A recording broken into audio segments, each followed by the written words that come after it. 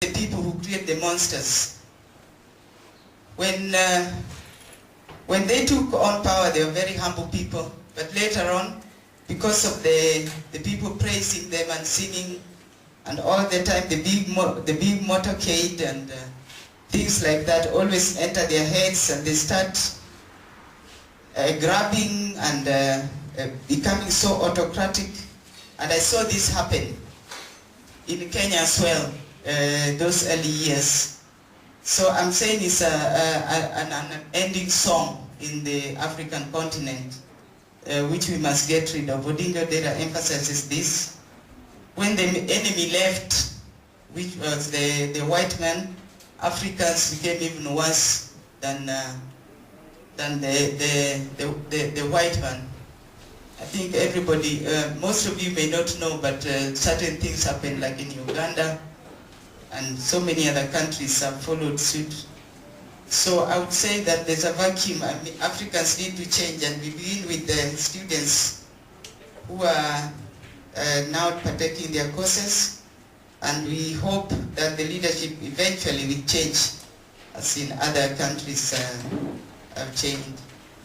I would like to thank Giorgio Mondi for the remarks he made concerning writing books about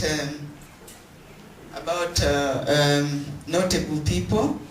But my comment here would be that I would love to ask ARRF to consider writing about the forgotten women of Africa.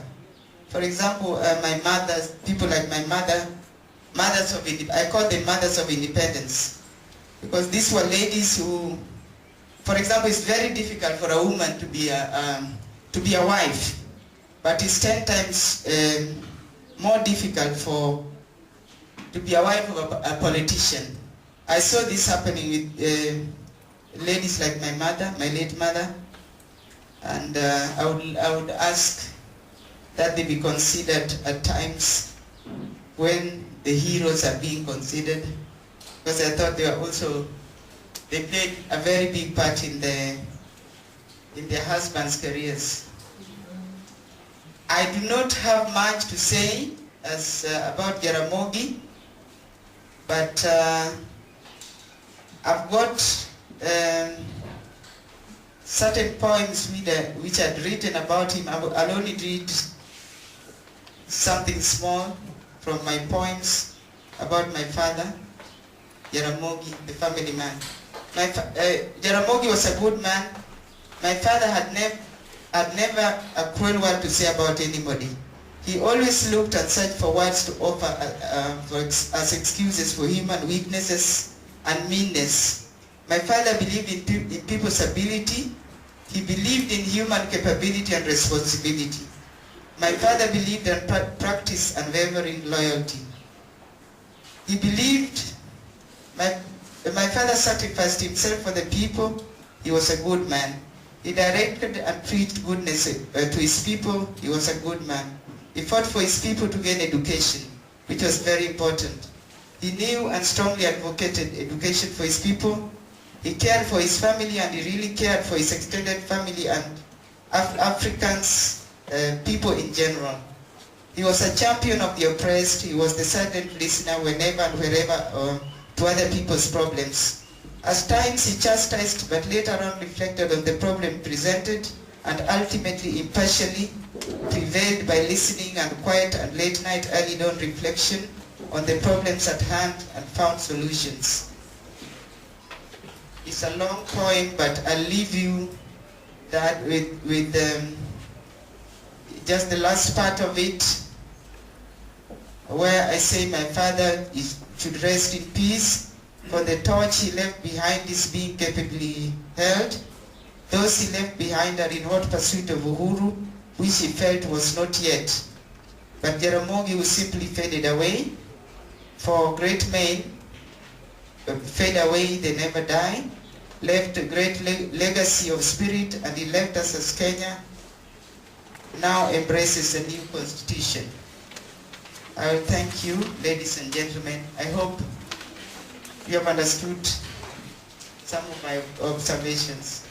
Thanks a lot.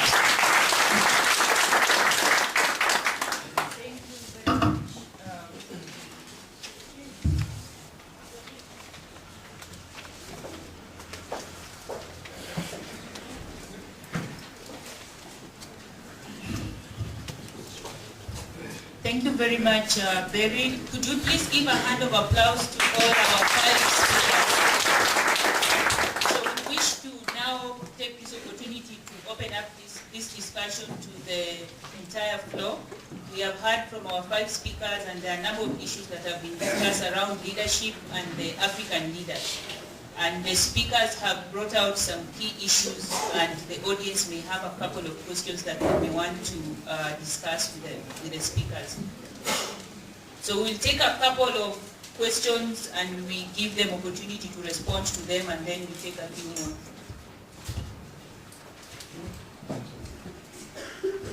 So we start with, I see Professor Leo is more than ready here. Thank you, Rose. Thank you, speakers. Thank you, Odinga Odinga. You know, you swam in the waters. Go the only place where 2 lakes meet in East Africa.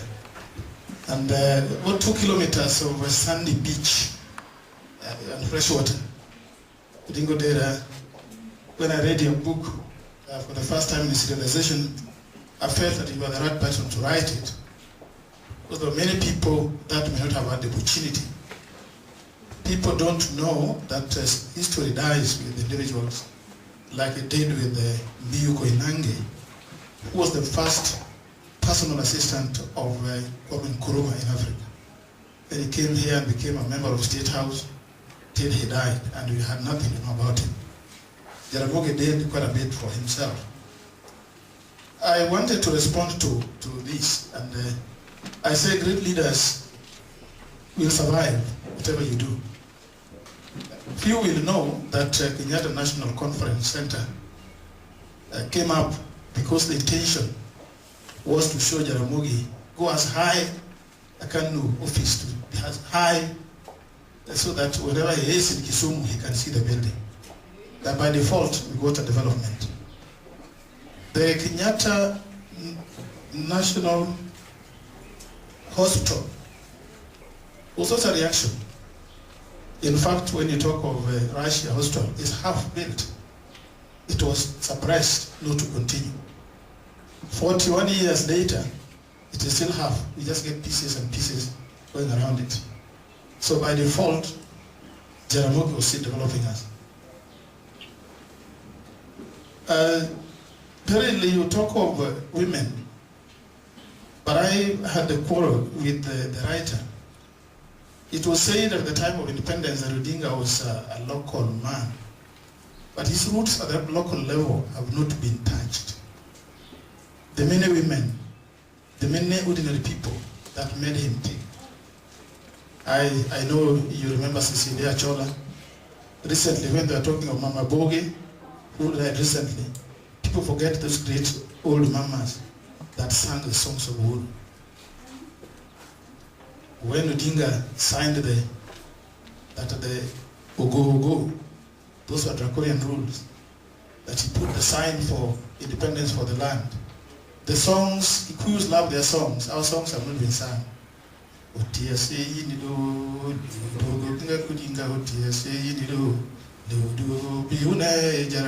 think these things have not touched us.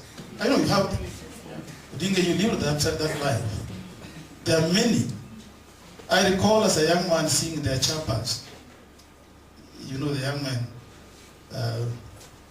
the chappers, you know, with little drums behind Land Rovers and singing these songs. And I ran the race without understanding what was going on. At the time of ideology, Kabaji, they don't know your name, Egara Kabaji. He talked Eastern, and he talks, when he talked Eastern, people thought that he was being a communist. The whole of Africa has now gone east. 40 years later, they have gone east. Development comes from China. Development is coming from Eastern whatever. Even the very people in this government who never wanted to hear of Eastern are there. To think that Jaramogi and Tom Mboya were enemies or rivals, I thought that was going to be a paper which was not presented, is wrong. Hangers on who wanted to eat treated the differences. So how else could he use Oginga Odinga, who was Mboya's airlift, and leave the others? And there's so many others that went out there in Russia that came back, and those efforts were never realized. So when you're a great man, the ideas never die. And sometimes by default, bad leaders use your ideas and springboard on them, and they think they've achieved. But history will always be right. History always remembers. And that's where I stand, that history will not forget Jaramogi. There are many writings that we give, but see, you're making choices on proposals, so you don't get the ideas that you would have almost missed on Odinga Odinga. Thank you, gentlemen, for these great ideas. And then don't be shy about what you know about MZ. You know, he loved his vegetable. He never liked meat. He ate, ordinary things. If he was alive, we would not have struggled over this culture of looking for the cloth. We put a lot of money talking of the Kenyan dress. He already put it on the front and used it in up to Late Jaramogi and Akala and all those things. And was never shy of it. But here we spend a lot of money, we never realize that cloth. It's one of culture, who live that culture. Thank you, ladies and gentlemen.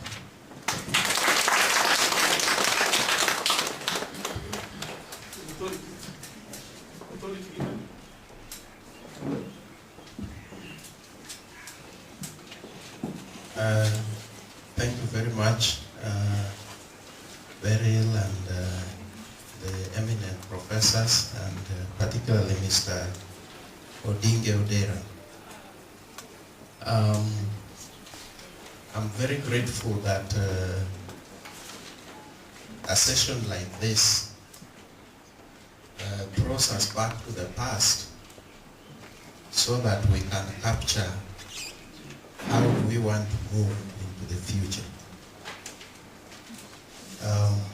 My small observation, and I stand to be corrected, is that in sessions like this, sometimes we end up not coming up with the solution that we are yearning for, but we are not hitting it. We are talking about the late Jaramogi and his contemporaries who did great things, which we are enjoying and benefiting from. We are also talking about the need for a change in the character of the kind of leaders that we have in Kenya and in Africa today. And we are moving to the third phase where we are saying that young people need to take over leadership and offer probably the right kind of leadership or a better type of leadership than we have at the moment.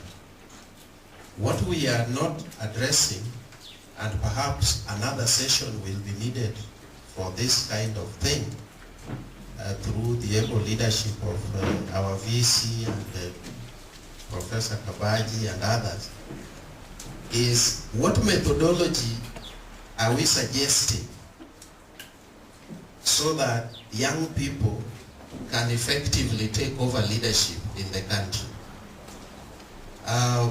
At the moment, what is happening is, and translating this directly from my mother tongue, unless the current politicians, the very ones we are blaming for the problems we have, unless they hold your hand, you cannot get into leadership. Are we getting what I'm saying? If your hand is not held by the eminent ones who are already there, but who are also part of the problem we are trying to solve, you cannot get into leadership. The second thing is, unless you have resources, the situation is already so polluted that you cannot challenge the existing leadership. I don't have a solution